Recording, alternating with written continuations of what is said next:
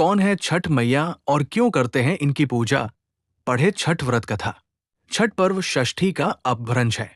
कार्तिक मास की अमावस्या को दिवाली मनाने के 6 दिन बाद कार्तिक शुक्ल को मनाए जाने के कारण इसे छठ कहा जाता है। ये 4 दिनों का त्योहार है और इसमें साफ सफाई का खास ध्यान रखा जाता है। इस त्योहार में गलती की कोई जगह नहीं होती।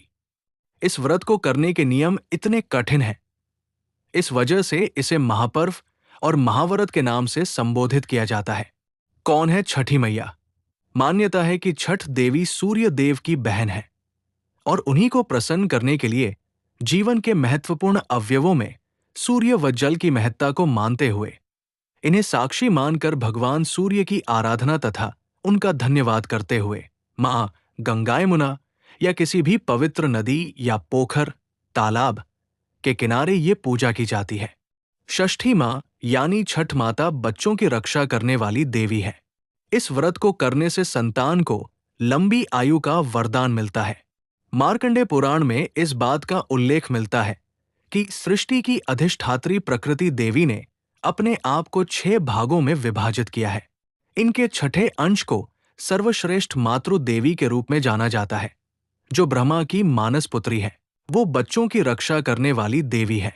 कार्तिक मास के शुक्ल पक्ष की षष्ठी को इन्हीं देवी की पूजा की जाती है। शिशु के जन्म के 6 दिनों बाद इन्हीं देवी की पूजा की जाती है। इनकी प्रार्थना से बच्चे को स्वास्थ्य, सफलता और दीर्घायु होने का आशीर्वाद मिलता है। पुराणों में इन्हीं देवी का नाम कात्यायनी बताया गया है, जिनकी नवरात्रि की षष्ठी तिथि को पूजा की जाती है। छठ व्रत कथा। कथा के अनुसार प्रियव्रत नाम के एक राजा थे। उनकी पत्नी का नाम मालिनी था।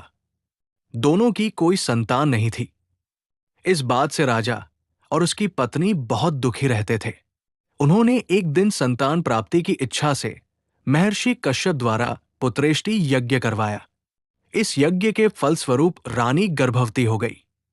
9 महीने बाद संतान सुख को प्राप्त करने का समय आया तो रानी को मरा हुआ पुत्र प्राप्त हुआ। इस बात का पता चलने पर राजा को बहुत दुख हुआ। संतान शोक में वो आत्महत्या का मन बना लिया। लेकिन जैसे ही राजा ने आत्महत्या करने की कोशिश की, उनके सामने एक सुंदर देवी प्रकट हुई। देवी ने राजा को कहा कि मैं षष्ठी देवी हूं। मैं लोगों को पुत्र का सौभाग्य प्रदान करती हूं। इसके अलावा जो सच्चे भाव से मेरी पूजा करता है, मैं उसके सभी प्रकार के मनोरथ को पूर्ण कर देती हूं। यदि तुम मेरी पूजा करोगे तो मैं तुम्हें पुत्र रत्न प्रदान करूंगी। देवी की बातों से प्रभावित होकर राजा ने उनकी आज्ञा का पालन किया।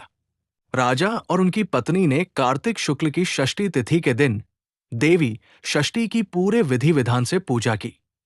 इस पूजा के फलस्वरूप उन्हें एक सुंदर पुत्र की प्राप्ति हुई। तभी से छठ का पावन पर्व मनाया जाने लगा।